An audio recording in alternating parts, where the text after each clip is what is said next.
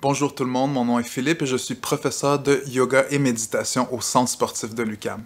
Aujourd'hui, je vais vous parler davantage de la relation entre le souffle et la méditation.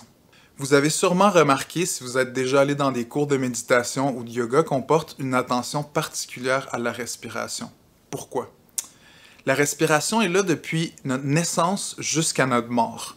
C'est-à-dire qu'on peut toujours se nicher en elle, aller chercher en elle la concentration, aller se déposer dans notre respiration. Peu importe si on est anxieux, si on est triste, si on sent le bonheur à ce moment-là, la respiration est toujours là. Justement, une des choses qui rend la respiration spéciale pour la méditation aussi, c'est qu'on peut s'apercevoir que selon les émotions ou les situations qu'on est en train de vivre, le débit respiratoire va changer.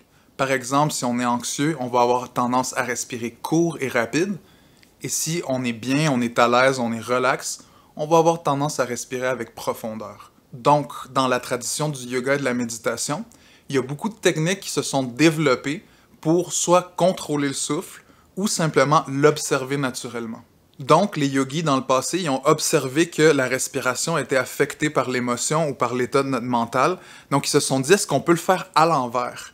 Est-ce que par l'observation de la respiration ou son contrôle, on peut justement contrôler ces émotions-là puis ces réactions-là dans notre mental? C'est comme ça que les techniques de pranayama, techniques de respiration, puis les techniques de concentration sur la méditation sont nées.